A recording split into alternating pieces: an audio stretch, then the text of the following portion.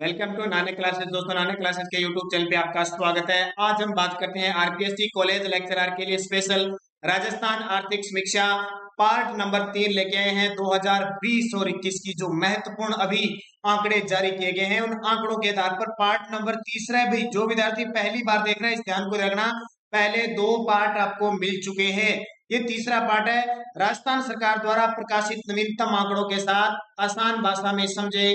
इस वीडियो को लास्ट तक देखना है। वीडियो के डिस्क्रिप्शन में जितने भी लिंक है उनको देखना है और तैयार हो जाइए। लाइक शेयर कर दीजिए। पहला क्वेश्चन देखिए आपके सामने, ये आपकी स्क्रीन पर। राजस्थान में खरीफ खाद्यान्न उत्पादन में 2019-20 की तुलना में 2020-21 में कितनी वृद्धि दर्ज की गई? लगा लो पहले पे ही स्टार। खरीफ खाद्यान्न उत्पादन में 2019-20 की तुलना में 2020-21 में कितनी वृद्धि हुई? तो इसका सही जवाब हो जाएगा 2.08% वृद्धि हुई। देखिए, कुल खाद्यान्न उत्पादन में 2019-20 और 20 2.08। अब देखिए सारे आंकड़े बताता हूं जो आपके लिए इंपॉर्टेंट है। खरीफ की जो खाद्यान्न खाने वाली है उसमें 24.05% की वृद्धि हुई है।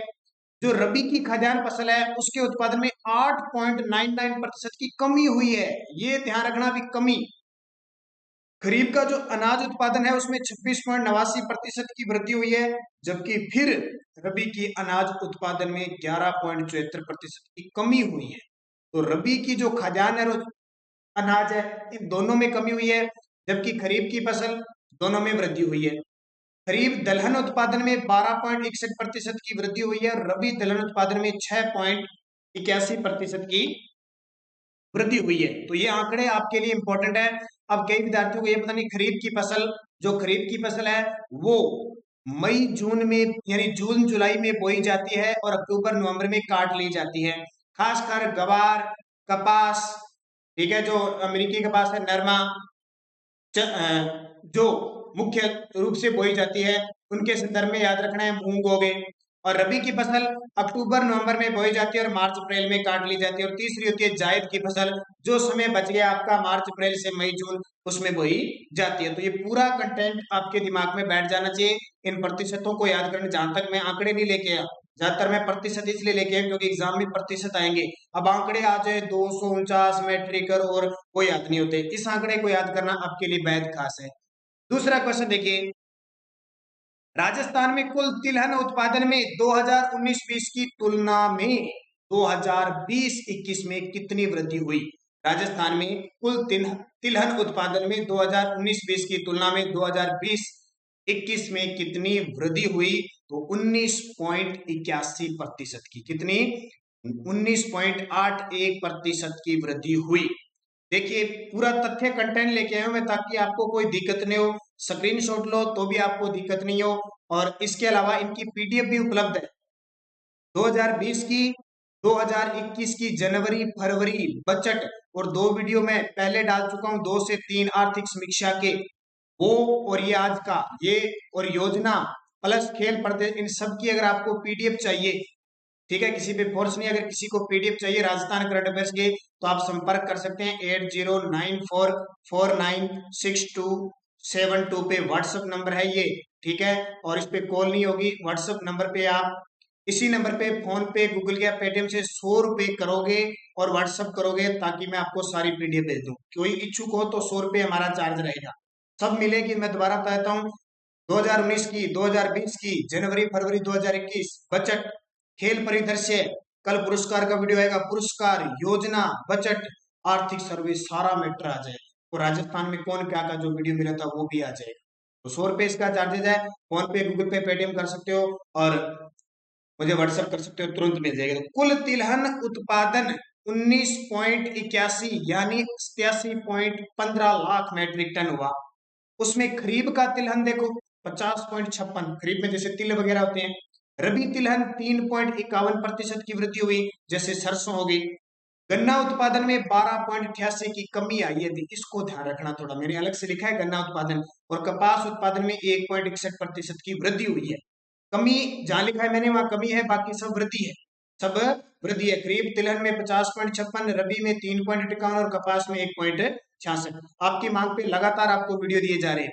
अगला देखिए, वर्ष 2020-21 में दिसंबर 2020 तक सौर ऊर्जा आधारित पंप योजना के अंतर्गत कितने सौर ऊर्जा संयंत्र स्थापित किए गए हैं? दिसंबर 2020 तक कितने किए गए हैं? इसका सही जवाब हो जाएगा 5011।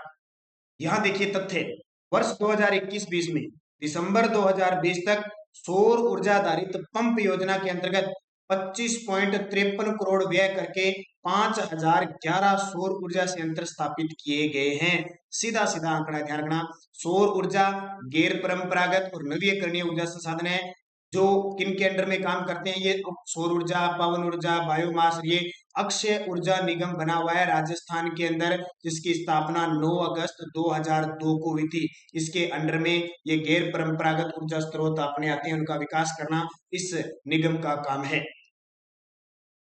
भूजल के बेहतर प्रबंधन हेतु भारत सरकार द्वारा विश्व बैंक की सहायता से 1 अप्रैल 2020 को अटल भूजल योजना शुरू की गई। इसमें राजस्थान को 5 वर्षों हेतु कुल कितना बजट राशि दी गई है?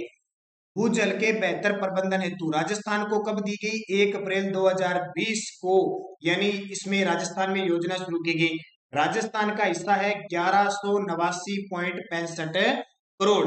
ध्यान रखना, ये योजना 25 दिसंबर 2019 को शुरू हो चुकी है, लेकिन राजस्थान में इसको 1 अप्रैल 2020 से जैसे ही बजट मिला क्रियान्वयन शुरू हो गया। इसकी सहायता से विश्व बैंक 50% विश्व बैंक और 50% भारत सरकार का हिस्सा रहेगा। टोटल विश्व बैंक ने 6000 करोड़ का ऋण दिया है, जिसमें से 11, यानी टोटल इस बजट में 6000 करोड़ का बजट पास हुआ है, जिसमें राजस्थान को मिले हैं 1189.65 करोड़। पूरा याद रखना। अगला क्वेश्चन, कृषि विभाग से संबंधित क्षेत्रों के उप क्षेत्रों का, देखो कृषि विभाग, राजस्थान के कृषि मंत्री लालचंद कटारिया। एक और बता देता हूं, मैंने राजस्थान में कौन क्या का वीडियो डाल दिया कल, जरूर देखें, बहुत खास है। कृषि विभाग से संबंधित क्षेत्रों के उप क्षेत्रों का प्रचलित मूल्यों पर वर्ष 2020-21 में योगदान कितना है? तो उपयुक्त सभी उत्तर हो जाएगा। देखो, फसलों में योगदान है 48.36, पशुधन में 42.62, वानिकी में 6.67 और मत्स्य क्षेत्र में 0.34%। सारे आंकड़े याद कर लेना भी। कृषि विभाग संबंधित क्षेत्रों में उप क्षेत्रों का इतना इतना योगदान है, इसको याद करना। और अगर आपको अकेली 2020 की करंट अफेयर्स चाहिए तो वीडियो के डिस्क्रिप्शन से ले सकते हो, आप वहीं से डाउनलोड का पीडीएफ मिल जाएगा। राष्ट्रीय टिकाऊ खेती मिशन के तहत के अंतर्गत वर्ष 2020-21 में कितने करोड़ का प्रावधान किया गया है? राष्ट्रीय टिकाऊ खेती मिशन वर्ष 2020-21 में वो 90.05 करोड़ का प्रावधान किया गया है। आपको पता होगा शून्य बजट फॉर्मिंग, ये 2019-20 के बजट में घोषित किया गया था।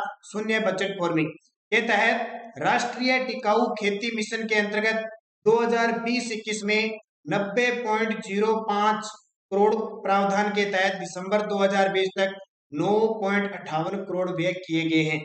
यानी दिसंबर 2020 तक 9.58 करोड़ व्यय कर दिए और टोटल करोड़ कितना है? 90.05 करोड़ का प्रावधान है। यहां से दो क्वेश्चन बता देता हूं।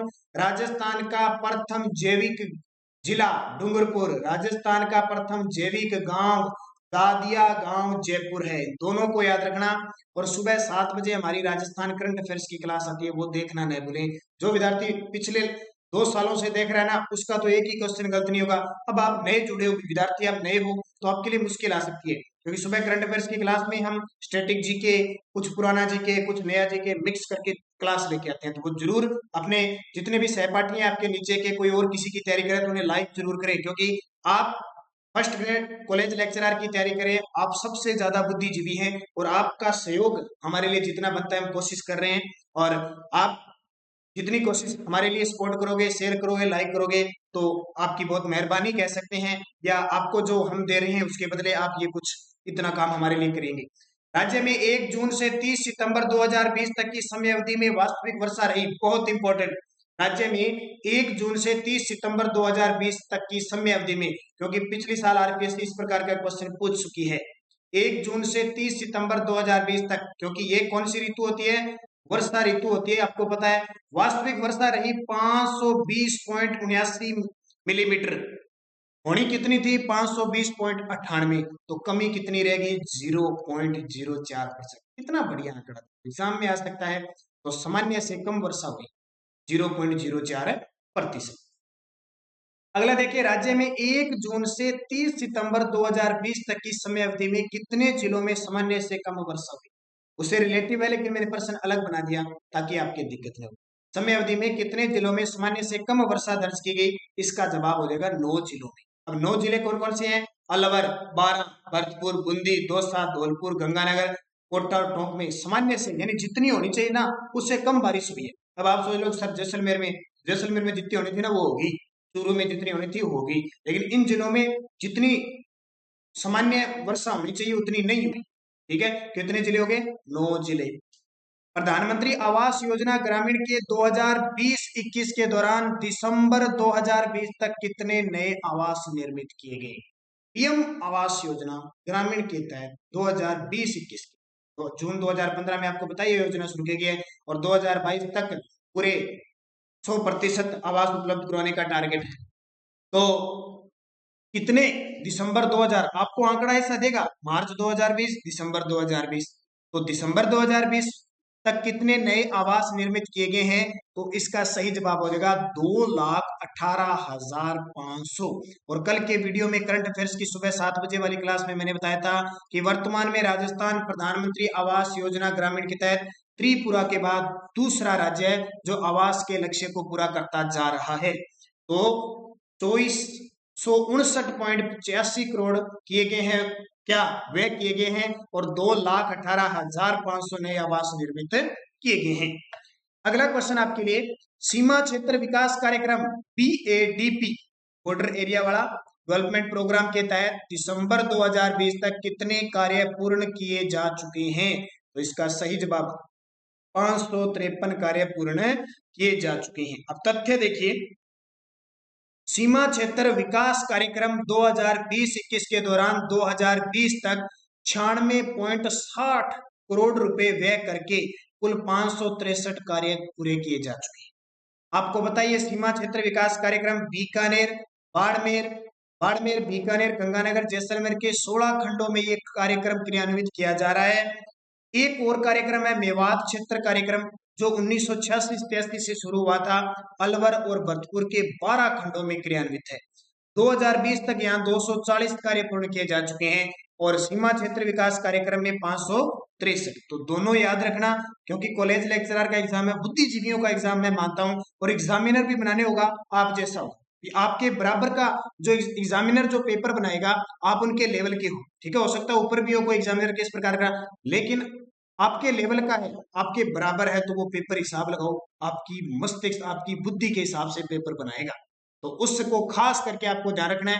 किसी भी प्रकार का क्वेश्चन, आजकल पहले तो ये होता था कि करंट अफेयर्स अच्छे से अच्छे क्वेश्चन पूछते थे पिछले 6 महीने का, लेकिन आजकल कोई पिछले 6 महीने का नहीं, पिछले 2 साल का पूछ सकता है, घुमा फिरा के कैसे, उल्टा सीधा आंकड़े पूछ लिए, प्रतिशत पूछ लिया, कोई भी, क्योंकि आजकल जनसंख्या ज्यादा है, बेरोजगारी ज्यादा है और भीड़, एग्जामिनर का टारगेट हो गया बच्चों कितना ज्यादा से ज्यादा फेल किए जाए, वो टारगेट हो गया। पहले फॉर्म अगर 200 सीटें हैं तो फॉर्म आते थे सारे 5,000, आज 200 सीट कर लो चाहे 2,000 कर लो, फॉर्म 5 लाख ही आएंगे। ठीक है, आपकी कंडीशन देख लो, कोई भी फॉर्म देख लो, इसी हिसाब से हमें मेहनत उसी हिसाब से करनी पड़ेगी, क्योंकि हमारी सोच जहां से बंद हो जाती है वहां से एग्जामिनर की शुरू हो जाती है वो क्वेश्चन, यानी जो हमने छोड़ दिया वो एग्जामिनर ने दे दिया समय। हम ये सोचते हैं ना ये तो क्या एग्जामिनर दे सकता है, वही पेपर में। थोड़ा ध्यान पूर्वक, आपके पास समय भी बहुत कम है, मैं ज्यादा आपका समय जाया नहीं करूंगा, क्योंकि बजट 2020-21 में विद्युत क्षेत्र में कुल कितना प्रस्तावित व्यय तय किया गया है? अभी बजट 2020-21 की बात कर रहा हूं मैं। देखो क्वेश्चन हो सकता है पेपर पहले बना दियो 21 में 20-21, ठीक है, 21-22 का डाले ही नहीं वो। तो विद्युत के अंदर कितना है? तो विद्युत के अंदर ध्यान रखना 18,505.06 करोड़। अब यहाँ टोटल बता देता हूँ 2000, मैं 20-21 की बात कर रहा हूँ, मैंने बजट का क्वेश्चन 21-22 का अलग से डाल दिया, वो देख लेना वीडियो, नानक क्लासेस चैनल खोलोगे तो प्ले लिस्ट में सारे हैं। देखो 2020-21 में योजना उद्व्यय के अंतर्गत यहाँ पे 1,10,200.82 करोड़ प्रस्तावित है। 54,767.76 सामाजिक और सामुदायिक सेवा में, 18,505.06 विद्युत में, 11,878.04 ग्रामीण विकास में और 9,363.89 कृषि व संबंधित सेवाओं में। अब वाला आंकड़ा और बजट वाला आंकड़ा दोनों मिला लेना, दोनों में अंतर होगा क्योंकि कोरोना काल में ये बजट बहुत कम लगा, ठीक है, तो दोनों में कंफ्यूज मत होना, दोनों के दोनों। अगला, वर्ष 2017-18 के अनुसार राजस्थान में सर्वाधिक खाद्यान्न उत्पादन वाला जिला, सर्वाधिक खाद्यान्न उत्पादन वाले जिले में अलवर जिला टॉप पे रहे। राजस्थान में 2017-18 के अनुसार सर्वाधिक, राजस्थान में जो कृषि रिपोर्ट आई है वो 2017-18 की, ये ध्यान रखना। वैसे राष्ट्रीय स्तर पे आ गई, लेकिन राजस्थान की 2017-18 की, और मैंने स्पेशल वीडियो भी बना रखा है। उत्पादक जिले, पहला स्थान अलवर का रहा जहां 14.85 लाख मैट्रिक टन था। दूसरा स्थान श्री गंगानगर अन्न के भंडार का रहा, वो अलवर से थोड़ा सा पीछे रह गया। देखो 14.58, ये 14.85 है, 8.5 इधर हो गया और 5.8 इधर हो गया लाख मैट्रिक टन। तीसरा धान का कटोरा हनुमानगढ़ 13.45 लाख मैट्रिक टन। और न्यूनतम उत्पादक जिले सबसे कम हुआ है सिरोही में 0.73 लाख मैट्रिक टन, जैसलमेर में 1.70 लाख मैट्रिक टन और डूंगरपुर में 2.35 लाख। तो खाद्यान्न उत्पादन में टॉप पे रहा है अलवर, 2 पे गंगानगर, 3 पे हनुमानगढ़, सबसे कम सिरोही। यह आंकड़ा आपके लिए इंपॉर्टेंट है। वर्ष 2017-18 के अनुसार राजस्थान में सर्वाधिक चावल उत्पादक जिले, चावल उत्पादक जिले, ये कृषि से संबंधित आपके स्पेशल दे रखा है, इसलिए मैं स्पेशली लेके। अब देखो, बूंदी, हनुमानगढ़, कोटा, हनुमानगढ़, गंगानगर, अलवर, अलवर, भरतपुर, गंगानगर, हनुमानगढ़, गंगानगर, भीलवाड़ा चावल में। लेकिन अब ध्यान रखना, इस रिपोर्ट के अनुसार बूंदी, हनुमानगढ़, कोटा ये टॉप पे आ गए भाई। सर्वाधिक चावल उत्पादक जिले बूंदी, हनुमानगढ़, कोटा, बूंदी, हनुमानगढ़, कोटा। मेरे साथ साथ कमेंट में लिखो बूंदी, हनुमानगढ़, कोटा। सर्वाधिक गेहूं उत्पादक जिले, चावल खरीफ की फसल है, गेहूं रबी की फसल है, हनुमानगढ़, गंगानगर, अलवर। सर्वाधिक गेहूं हनुमानगढ़, गंगानगर, अलवर। ध्यान रखना आंकड़े बदले। सर्वाधिक सरसों उत्पादक जिले अलवर, भरतपुर, गंगानगर। सर्वाधिक सरसों अलवर, भरतपुर, गंगानगर। राष्ट्रीय सरसों अनुसंधान भरतपुर में। सर्वाधिक कपास उत्पादक जिले हनुमानगढ़, गंगानगर, भीलवाड़ा। इनको अलग अलग लिख के भाई याद कर लेना, इसकी पीडीएफ में आपको दे दूंगा। सर्वाधिक ज्वार कहाँ हुई है? अजमेर में। सर्वाधिक बाजरा अलवर में। लगा लो भाई स्टार, पक्का एग्जाम में पूछा जाए। क्यों? क्योंकि हम सोचते हैं कि राजस्थान पूरे भारत में सबसे ज्यादा बाजरा होता है, और हम सोचते हैं कि फर्स्ट में राजस्थान में, क्योंकि इसको ज्यादा पानी की जरूरत नहीं है। लेकिन उत्पादन सर्वाधिक बाजरे का अलवर में हुआ है। सर्वाधिक जो क्षेत्रफल में बोया जाता है वो बाड़मेर में, और सर्वाधिक जो सिंचित बाजरा बोया जाता है वो जोधपुर में बोया जाता है। ये तीनों आंकड़े याद रखना। मक्का सर्वाधिक, अब हम मक्का ज्यादातर उदयपुर करते हैं, भीलवाड़ा में हुआ है इस रिपोर्ट के अनुसार। सर्वाधिक मूंगफली बीकानेर, ये तो याद रह जाएगा, राजस्थान का राजकोट है। सर्वाधिक जौ गंगानगर में भी, पहले जयपुर में होते थे। सर्वाधिक चना बीकानेर में, पहले नागौर में थे, बीकानेर में। सर्वाधिक गन्ना गंगानगर, ये तो याद रह जाएगा ना। चावल बूंदी, हनुमानगढ़, कोटा। गेहूं हनुमानगढ़, गंगानगर, अलवर। सरसों अलवर, भरतपुर, गंगानगर। कपास हनुमानगढ़, गंगानगर, बीकानेर। याद कर लेना बढ़िया तरीके से, सीधा सीधा एग्जाम में पूछा। अगला, राज्य का सामान्य थोक मूल्य सूचकांक का आधार वर्ष 1999 2000 बराबर 100, यानी वर्ष 2019 में कितना रहा थोक मूल्य सूचकांक का आधार? 2019 में कितना रहा थोक मूल्य सूचकांक, किस आधार वर्ष से? 1999 2000। तो इसका जो सही जवाब है 310 रहा। कितना? 310। ये 2018 में 300 था, बढ़कर 310 हो गया, यानी 3.43% की वृद्धि को दर्शा रहा है। अगला, नियंत्रक व महालेखा परीक्षक की रिपोर्ट के अनुसार, नियंत्रक व महालेखा परीक्षक जिसको हम सीएजी कहते हैं, राज्य सरकार का राजकोषीय घाटा 2017-18 की तुलना में 2018-19 में कितना बढ़कर हो गया?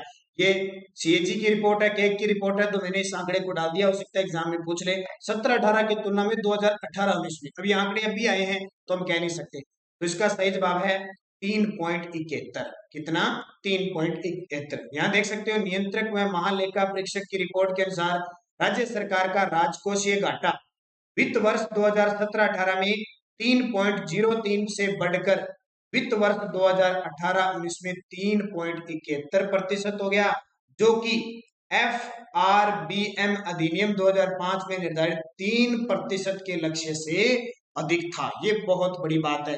अब बात आती है नियंत्रक व मालिक का परीक्षक है कौन। जल्दी से सारे विद्यार्थी मुझे कमेंट करके बताओगे, फिर मैं आपको बताऊंगा कहां पे है।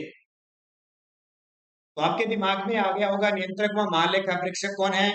तो सही जवाब आपको देना है गिरीश चंद्र मुर्मू। कौन है? गिरीश चंद्र मुर्मू, जो पहले जम्मू कश्मीर के उपराज्यपाल थे।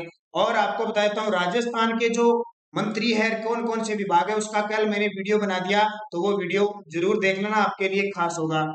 अगला क्वेश्चन देखिए, मुख्यमंत्री युवा कौशल की योजना शुरुआत कब हुई? लगा लो स्टार। 2020 के पीटेट के एग्जाम में पूछा जा चुका है। मुख्यमंत्री युवा कौशल योजना की शुरुआत हुई थी 7 नवंबर 2019 को। 7 नवंबर 2019 को सरकारी कॉलेजों में अध्ययनरत स्नातक स्तर के छात्रों को रोजगार मुखी कौशल प्रशिक्षण देने के लिए 7 नवंबर 2019 को इसकी शुरुआत की गई। 2019-20 में अग्रिम अनुमानित कुल कितना मैट्रिक टन खाद्यान्न उत्पादन है? 2019-20 में अग्रिम अनुमानित कुल कितना मैट्रिक टन खाद्यान्न उत्पादन है? तो इसका सही जवाब हो जाएगा 24,988 मैट्रिक टन। सारे आंकड़े बता देता हूं। 2019-20 के 24,988, फिर ये 2018-19 के 23,125, 2017-18 के 22,105 और 2016-17 के 23,104। वर्ष 1991-92 से वर्ष 2018-19 की अवधि में दलहन में कितने प्रतिशत की वृद्धि हुई है? दलहन में कितनी प्रतिशत की वृद्धि हुई है? 96.30%।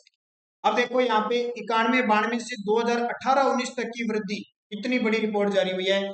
157.84% तो अनाज की उत्पादकता में हुई है, 96.30% दलहन उत्पादन में हुई है, 109.06 तिलहन उत्पादन में हुई है, 80.86 कपास उत्पादन में हुई है। तो ये सारे आंकड़े आपको याद रखने हैं। अगला, पशु गणना 2019 के अनुसार राज्य में कुल पशुधन का कितना प्रतिशत गोवंश है? और सुबह 7 बजे हमारी जो करंट अफेयर्स की क्लास देखता है शायद उसके लिए तो ये क्वेश्चन बिल्कुल आसान होगा, क्योंकि कल परसों मैंने इसकी रिपोर्ट दी है आपको, जिस विद्यार्थी ने देखा है। सही जवाब अब आपके लिए क्या हो जाएगा? तो गौवंश की बात आई है तो 7.23% की, पूरे देश के राजस्थान में 7.23% गोवंश है। तो इसका सही जवाब अब देखिए, 20वीं पशु गणना 2019 के अनुसार राज्य में कुल 567.76 लाख पशुधन है और 146.23 लाख कुक्कुट है। देश के कुल पशु संपदा का 10.60% पशुधन है। ये अभी 12 मार्च को कॉलेज लेक्चरर का टेक्निशियल का एग्जाम हुआ था, उसमें आ गया। देश में राजस्थान का उत्तर प्रदेश के बाद दूसरा स्थान है। गोवंश है 7.23%, भैंसे हैं 12.47%, बकरियां 14%, भेड़े 10.64% और ऊंट 83.43% हमारे राजस्थान में। ध्यान रखना, सिर्फ गाय और भैंस दो ऐसे पशु हैं जिनमें वृद्धि हुई है, बाकी सारे बकरियां, भेड़, ऊंट, घोड़े, गधे, सब कुत्ते, सब में क्या हुई है? कमी हुई है हमारे राजस्थान। ध्यान रखना। और ऊंटों में तो लगभग 34.69% की कमी हुई है, बहुत कमी हुई है। तो याद रखना, आपसे पूछे गाय के मामले में राजस्थान का देश में छठा स्थान है, भैंसों के मामले में दूसरा है, भेड़ों के मामले में चौथा है, बकरी में पहला, ऊंट में पहला, घोड़ों में तीसरा और गधों में पहला। ठीक है, गधों में कितनी कमी आई है मैं आपको बता भी देता हूं थोड़े थोड़े। गोवंश है ना, जो गोवंश, उसमें तो 4.41% की वृद्धि हुई है। आपसे आंकड़े पूछ सकते हैं इसलिए मैं आपको बता रहा हूं। भैंसे हैं उनमें 5.53% की वृद्धि हुई है, जबकि भेड़ भेड़ है उसमें कमी हुई है -12.95, यानी 12.95% की कमी हुई है। बकरी, गरीब की गाय, चलता फिरता फ्रिज, ठीक है, इसमें 3.81% की कमी हुई है। इसमें बकरी में। ऊंट ऊंट की बात बहुत खतरनाक है, अभी 34.69% की कमी होना बहुत बड़ी बात है। राजस्थान का राज्य पशु ऊंट पालतू क्षेत्र में, जिसको 30 जून 2019 को राज्य पशु घोषित किया गया था। ठीक है, ये बहुत सॉरी 30 जून 2014 को घोषित किया गया था ऊंट के लिए। और गधे में देखो भाई, राजस्थान में 71.30% गधे कम हो गए, भी बड़ी खुशी की बात है। बहुत ही गधे, सारे के सारे गधे लगभग कम होते जा रहे हैं। टोटल राजस्थान के पशुधन में भाई 1.66% की कमी आई है, इसको भी याद रखना, 1.66% की कमी आई है, तो ये भी याद रखना इंपॉर्टेंट है। राजस्थान में सर्वाधिक क्या पाई जाती है? बकरी, फिर गाय, फिर भैंस, फिर भेड़। सारे आंकड़े बता रहा हूँ, देखो इतने इतने आंकड़े मैंने बता दिए। अब आप शायद ही गलत करोगे। 5 साल बाद गणना होती है, राजस्व विभाग अजमेर मंडल है जो, वो इसकी गणना करवाता है। तो ये सारे आंकड़े आपको मैंने बता दिए, शायद ये अभी यहाँ से कोई गलत होने वाला है। तो ये आपके क्वेश्चन 19 क्वेश्चन थे, पूरा तथ्य मैंने बता दिया। और भी अगर आपको आर्थिक समीक्षा की वीडियो चाहिए तो मुझे जरूर कमेंट करें, क्योंकि कमेंट के आधार पर ही आपका वीडियो तैयार किया जाता है। और वो पीडीएफ खरीद लेना सारे विद्यार्थी, क्योंकि टाइम भी आपके पास बहुत कम है। मैंने कल राजस्थान हिस्ट्री का आपको वीडियो दे दिया, जितने आपके राजवंश है ना, रतन सिंह, हमीर, कानड़देव, मालदेव, चंद्रसेन, महाराणा प्रताप, इन सब का देखो मैं खुद याद कर रखे मैंने कि आपके राजवंश कौन कौन से हैं। उसका मैंने एक वीडियो बना दिया, 45 से 46 मिनट का है, जरूर देख लेना भाई, बहुत इंपॉर्टेंट है, देख लेना। योजना का वीडियो दे दिया, खेल परिदृश्य का वीडियो दे दिया, बजट का दे दिया, आर्थिक समीक्षा के लगातार चल रहे हैं, इसके अलावा भी 3-4 के वीडियो मिल गए। अब पीडीएफ आप खरीद लेना, संपर्क कर लेना 8094496272 व्हाट्सएप नंबर पे संपर्क कर लेना। 100 रुपए पे है इसके, आपको सारी पीडीएफ प्राप्त हो जाएगी। और वीडियो को लाइक करना, शेयर कर देना, अगर आप चैनल पे नए हैं तो इसको सब्सक्राइब कर लेना। धन्यवाद, जय हिंद, जय भारत।